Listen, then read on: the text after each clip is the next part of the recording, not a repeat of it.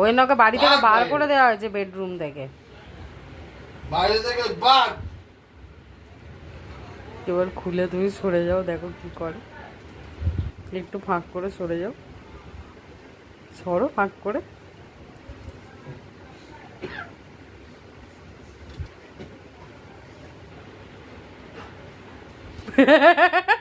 হাসি লাগে।